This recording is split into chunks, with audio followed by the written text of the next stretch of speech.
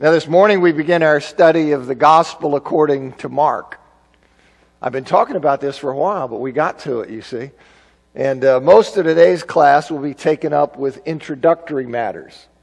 Now specifically, I want to address the authorship of the Gospel, its date, the location of its writing, its initial audience, and I'll also say a word about its purpose. And then I want to comment briefly on some miscellaneous things about the Gospel. Particularly, I want to say a brief word about what is known as the synoptic problem, which is really better termed a synoptic puzzle. But I just want to alert you to that. You may already know something about it, but I want to mention that to you. And then after that, we'll move into the text. And Bernard was asking me how long, and I never really know how long these things. I'm in my preparation. I'm up through chapter 12, so I can kind of have a guess. But as I go through and actually begin to teach each class, I revise even what I have prepared. So I may expand that, and I don't know how many of the last few chapters will take. So I don't know. You see here I put May 2018. That's my guess. Okay? But I just teach it. I teach what I want to say as long as it takes me, and then I stop. So that's the only way I know how to work it. All right, let's talk about the authorship. Oh, I need my clicker. Yes, I do. Let's hope it works. Now, the authorship, I want to first talk about the external evidence of authorship. Now, I could just tell you that it's written by John Mark. Okay, but if I just tell you that, it doesn't really help you. Because it won't, the conclusions won't have any weight for you if I don't explain how do we know that? You've got this document here and you want to tell somebody this is written by Mark. Well, why do you think that? I could tell you that it was written. I mean, you could repeat that and somebody says, well, why do you think that? And all you would say is, hum. I want you to know the reason behind that. What is this conclusion based on? So it'll carry some weight for you. Now, the external evidence, I first want to look at by external evidence, it means outside the gospel itself. External to the writing. So what is the external evidence? And there's very powerful external evidence, strong and consistent evidence. From early Christians, they identify the author of this second gospel as Mark. In the early second century, very early in the second century, he winds up writing something around 125, 130.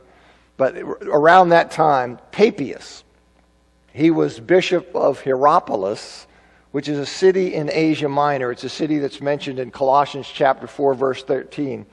And according to Irenaeus, now Irenaeus was born in Smyrna, and he knew Polycarp.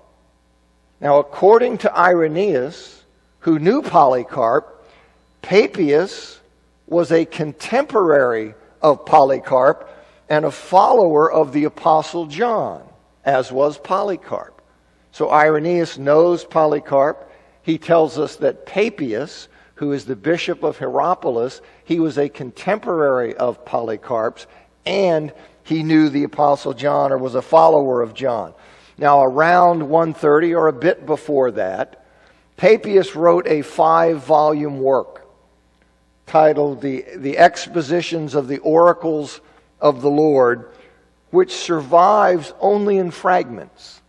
So he writes these 5 volumes. We know he wrote them, but it survives only in fragments that have been preserved by Irenaeus, late 2nd century, and Eusebius, late 3rd and early 4th century, because they referred to this work of Papias's. Now Eusebius's, his final edition of the history of the church, it was completed around AD 325. So Papias writes these 5 volumes in, say, 125, 130. And then Eusebius quotes him in the early 4th century.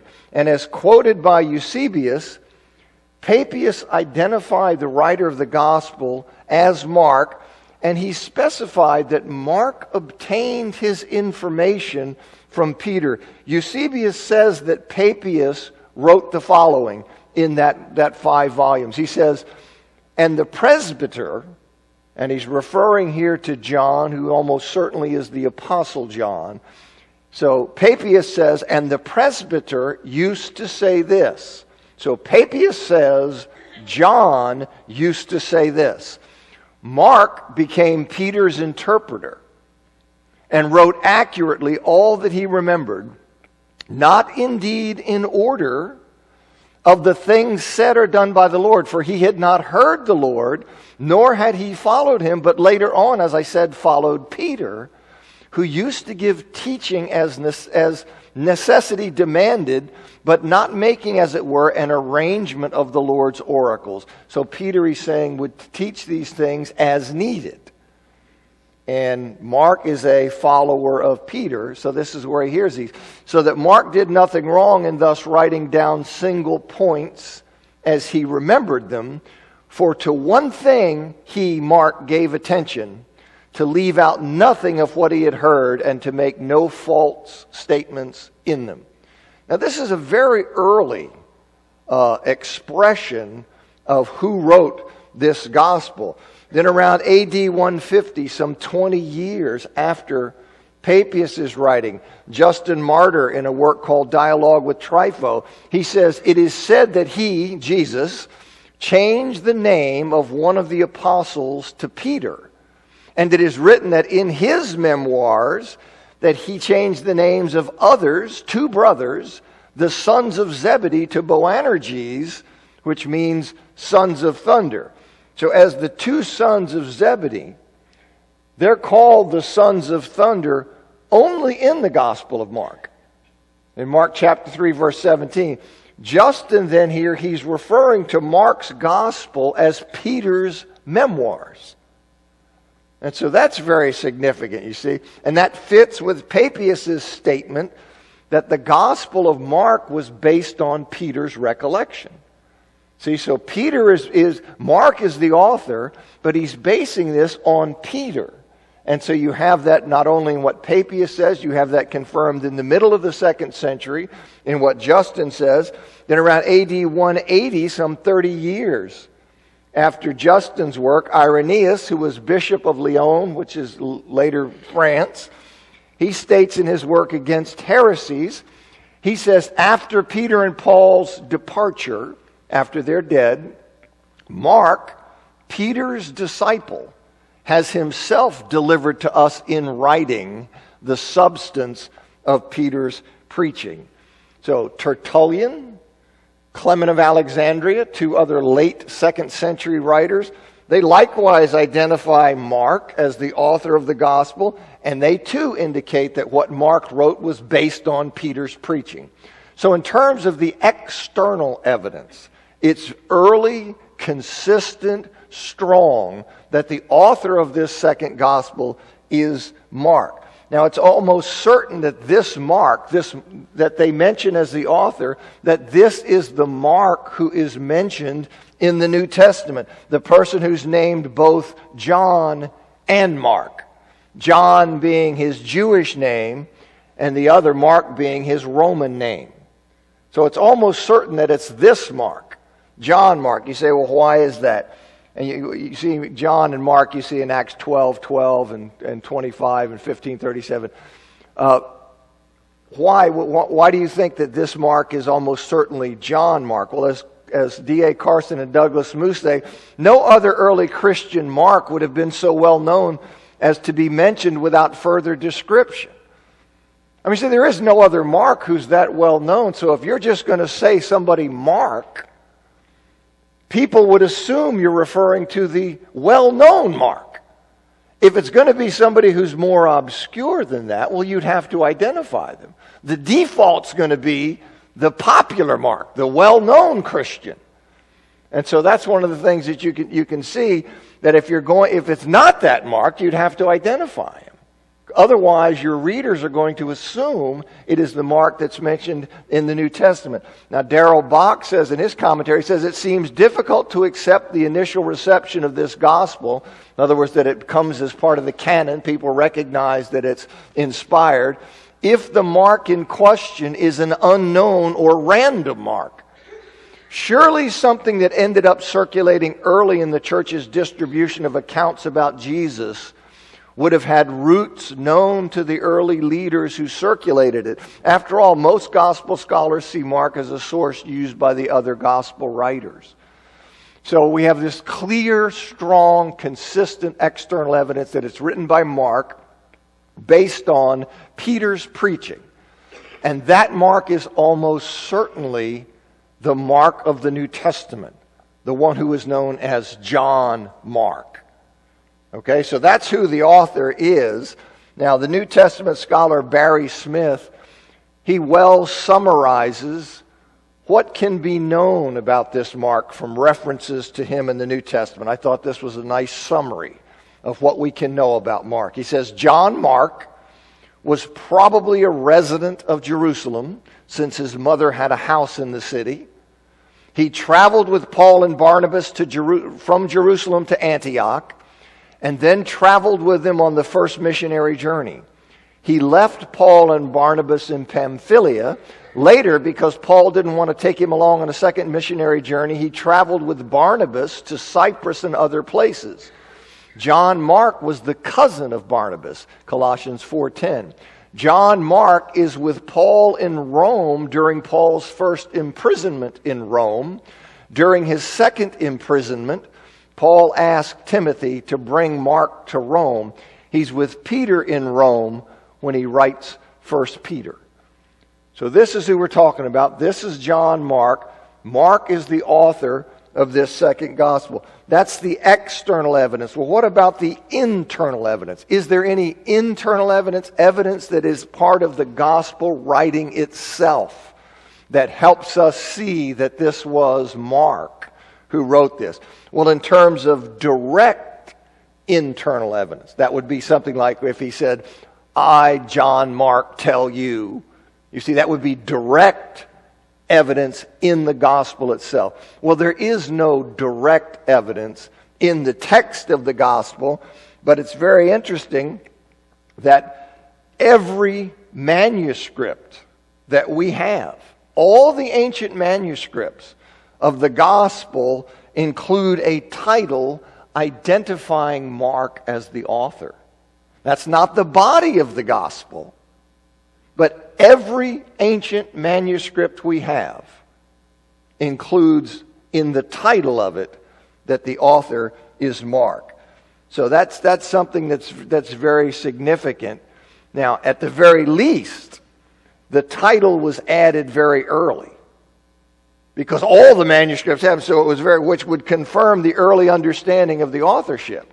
Because if the title is added very early, then early on people recognize from Jump Street, from the get-go, that who wrote this, it was written by Mark. Now that's significant because if as many people claim, you'll run into this, depending on the circles you travel in.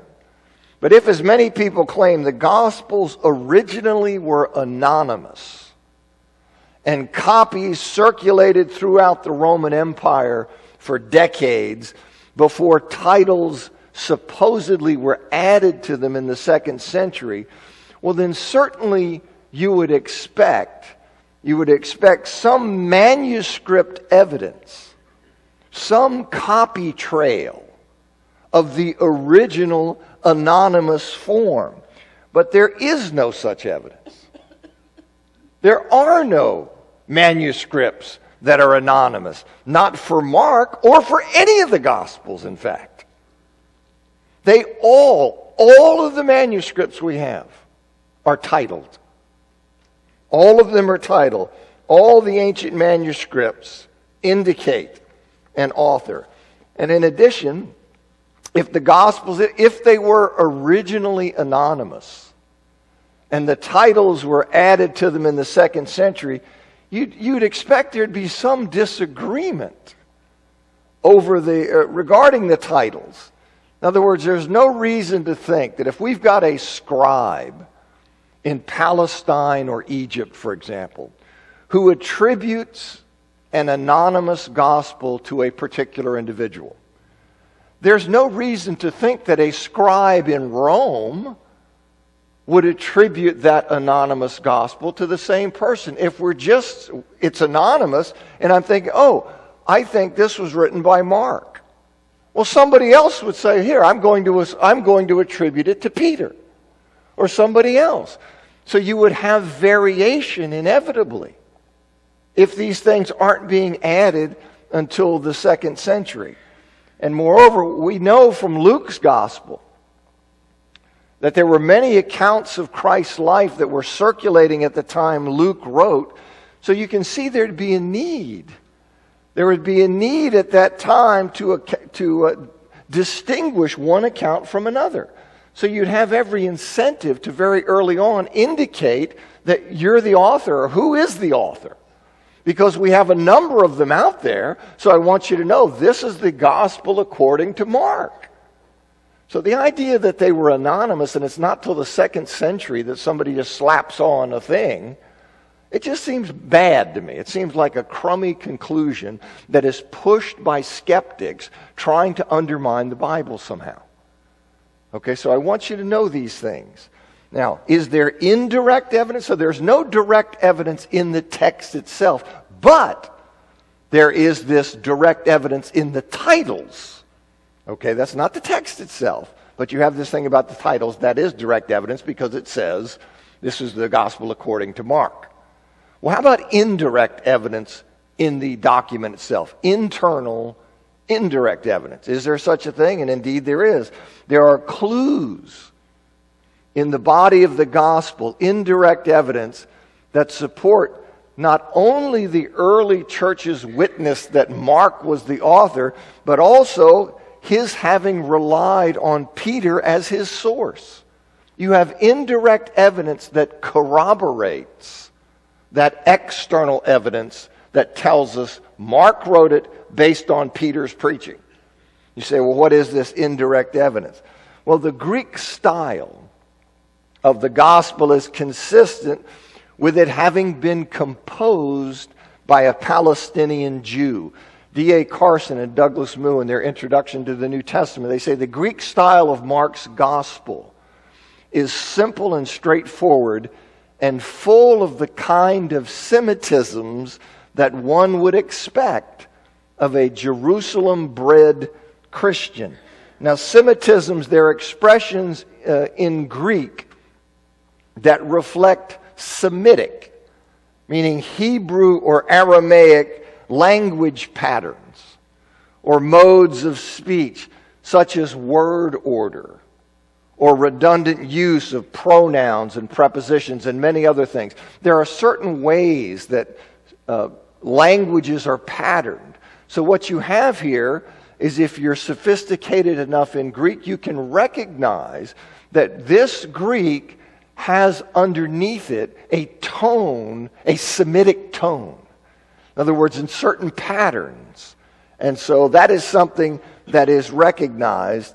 And as Michael Bird, he says, the first gospel, the Gospel of Mark, you see, it's second in our list.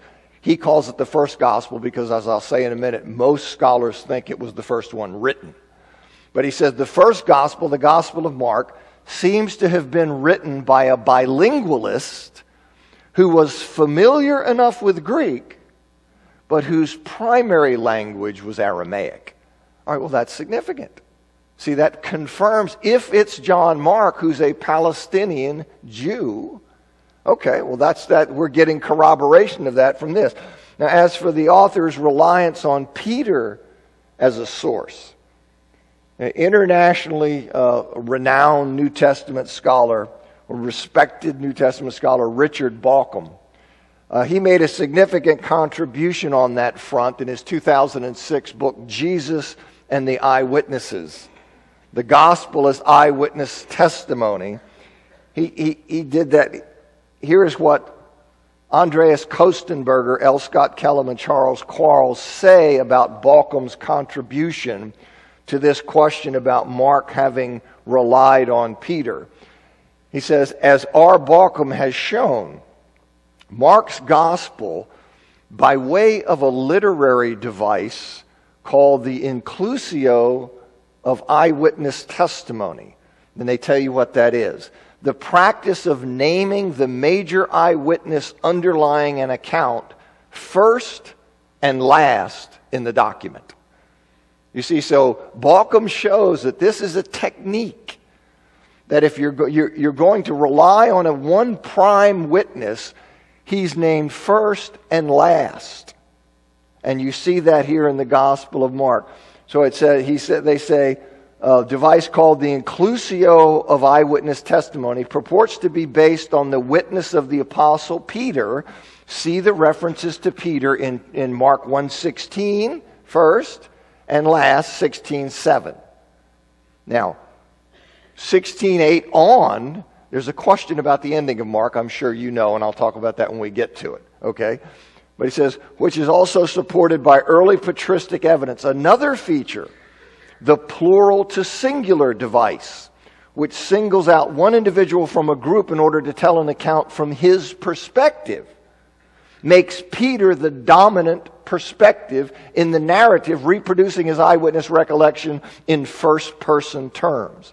So here you have these subtle things. You see that this person who's writing is a bilingualist whose primary language is Aramaic. Then we have him writing from the perspective of Peter and using this inclusio of eyewitness testimony to indicate that the primary source of his material is Peter, which happens to be confirmed by the external testimony that we get. And so that's all significant. And then more recently, Bauckham has added to the evidence of Mark's reliance on Peter by arguing that the Galilean geography in Mark's gospel reflects the kind of mental map of the area that one would expect a first-century fisherman from Capernaum to have. And you can listen to Bauckham's lecture on that if you care to. You can go his online lecture, Richard Bauckham. The lecture is titled Mark's Geography and the Origin of Mark's Gospel. So all of these things come together and say it's really strong that this is John Mark who's writing this based on information he got from Peter. Barry Smith rightly concludes, he says, what internal, indirect evidence there is for the authorship of the Gospel of Mark agrees with the external, direct evidence. John Mark, being a resident of Jerusalem, would have been a Palestinian Jew having Aramaic as his first language. The conclusion follows that John Mark wrote the Gospel that bears his name. Okay, now, what about the date? What about the date? Well, most modern scholars date Mark to the middle or late 60s. To the middle or late 60s. They do that for three main reasons. Okay, the first of those is that the earliest traditions favor a date for Mark after Peter's death. Okay, so that's when that kind of sets that one limit, after Peter's death. And Mark's emphasis on following the road of the cross that was walked by Christ, he really emphasizes this.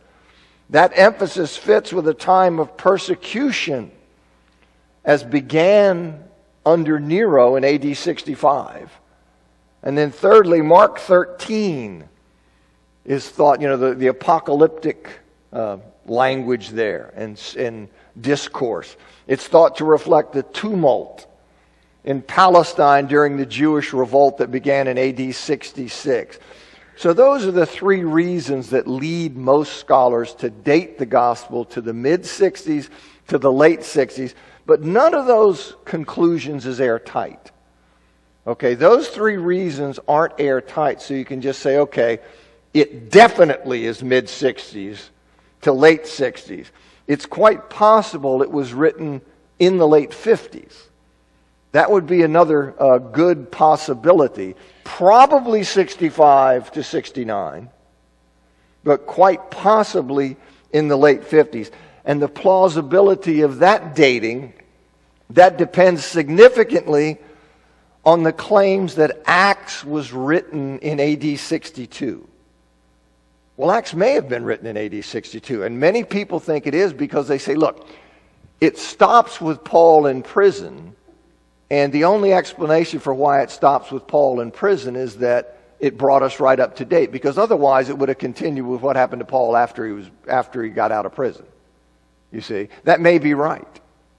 There can be other reasons why Luke would have stopped there, even if he wrote it later. But if Acts is written in AD 62, well then Luke, which is written before that, that's like volume 1, Luke and Acts. Well then the Gospel of Luke was written then before AD 62. And as most scholars believe, Luke drew on Mark in writing his gospel, well then obviously Mark had to be written before that. All right, so that's why it's quite possible that Mark was written in the late 50s. Okay, but as I say, most people think mid-60s to late 60s.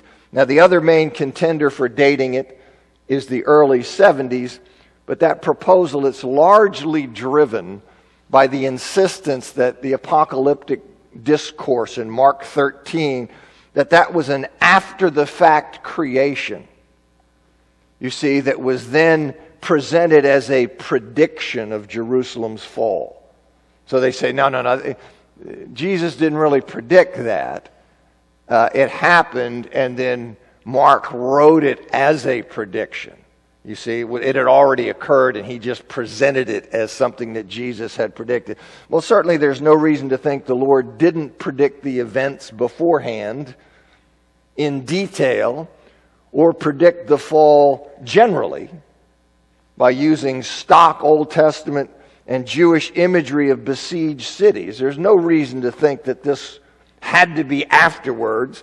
And indeed, Mark was, if he's writing after the fall, if he's writing after the fall of Jerusalem, why in the world would Mark invent that Jesus had exhorted the disciples to pray that the desolation of the temple not happen in winter, and then fail to point out that the prayer had in fact been granted? Right? As the temple was destroyed by the Romans in late July or early August of AD 70. Why create this exhortation to pray that it not happen in winter? And then you're writing after the fact and you know that it didn't happen in winter. Why would you not then say that prayer had been answered? The whole reason you would be creating this idea, this exhortation, the only reason to invent that after the fact exhortation to pray would be to claim that the prayers uttered pursuant to the Lord's instruction had been answered. So if that's the motivation for doing it, then certainly you would have noted that the prayer had been answered. So it just seems, that doesn't seem very good to me. That seems weak. All right, so mid-60s to late 60s, possibly late 50s. All right, how about the location in the audience? Now, the external evidence of that, in other words, by location, where it's written and to whom it is written.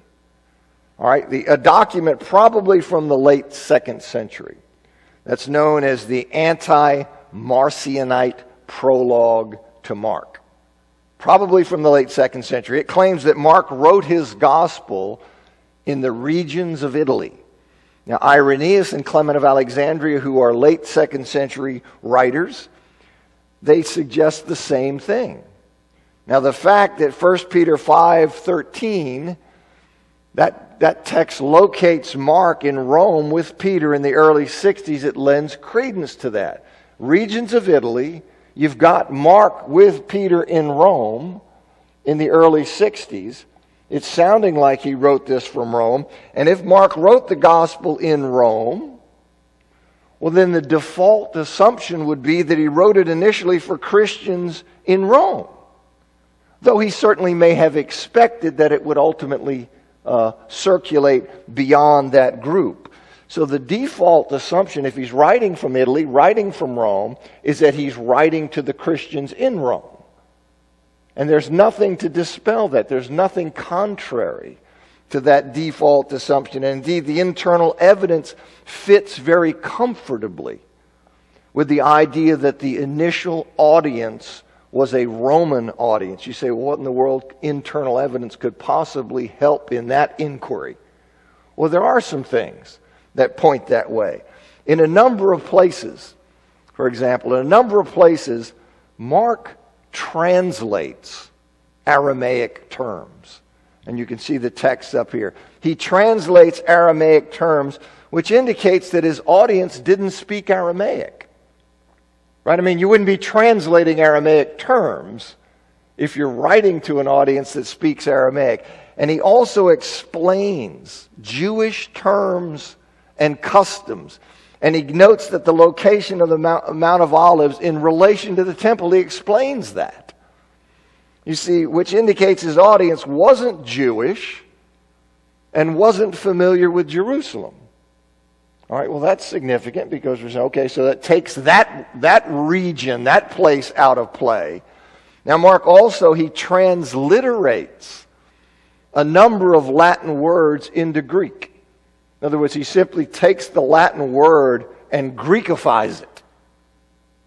You see, which is indicating that they are a Latin connected people.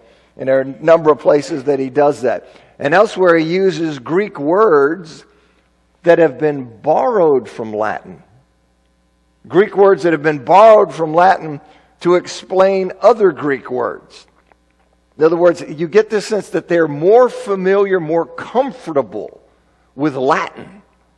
And so he uses Greek words that have been borrowed from Latin to explain other Greek words. And there are also places where he uses Latin idioms. You know, languages, you have idioms. And he takes those idioms from the Latin language, but expresses them in Greek. So all of that points to this sense, gives you this sense that these people are comfortable with Latin. As Barry Smith says, the presence of Latinisms and Latin translations of Greek words in the Gospel of Mark implies that the intended readers were Latin speakers, even though they could read or at least understand Greek. Latin speakers would have been found most readily in Italy, although not exclusively. All right, so we have this external evidence that he's writing in the regions of Italy. And then we have this internal evidence that seems to go along with that and corroborate that. And in fact, the identification in Mark 15:21 of Simon of Cyrene as the father of Alexander and Rufus, that suggests that the people to whom he's writing, they were familiar with Alexander and Rufus. I mean, why would you say Simon is the father of Alexander and Rufus if nobody's gotten any idea who Alexander and Rufus are? You see, so that indicates that the people to whom he's writing know Alexander and Rufus. And it just so happens that a man named Rufus is mentioned in Romans chapter 16, verse 13, as being a member of the church in Rome. All right, all of these little pieces and all of these little clues wind up, they go into these conclusions that he's writing this in Rome. He's writing this gospel in Rome. And what's the purpose?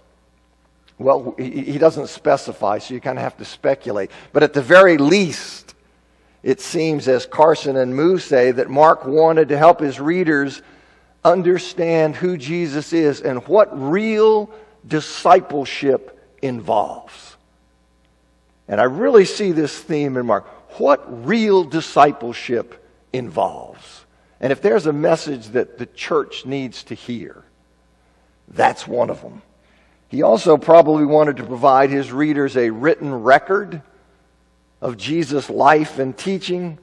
He wanted to do that as encapsulated in Peter's preaching, and to anchor them to the truth of the gospel and arm them for sharing that good news. So in terms of introduction, here's the conclusion. All right, the Gospel of Mark, probably written in Rome in the mid to late 60s, although possibly in the late 50s, written by John Mark, and it was based significantly on information he received from the Apostle Peter. It was originally intended for Gentile Christians in Rome, but it may have been expected to circulate beyond that group, and its purpose was to instruct, to strengthen, and embolden the Christians there. Now, let me give you just a little bit of miscellaneous information. I want to say just briefly about the synoptic puzzle. But the Gospel of Mark, of course, it's the shortest of the four Gospels, some of the best known events and teachings of Jesus, such as the birth stories, the Beatitudes, and various parables, they're not found in Mark. Some of the best known events and teaching are not found in the Gospel of Mark. On the other hand, there's some material that's unique to Mark, such as the parable of the seed growing secretly, the healing of the deaf and the mute man in chapter 7, and the healing of the blind man of Bethsaida in chapter 8. You see, so some things that you're very familiar with aren't in the Gospel of Mark, and yet there are other things that are unique to the Gospel of Mark. And when one compares the synoptic Gospels, by synoptic, I mean Matthew, Mark, and Luke. Okay, when one compares those three Gospels in detail, it becomes immediately apparent that they have close similarities, including identical wording in places. For sentences, identical wording that you have in places.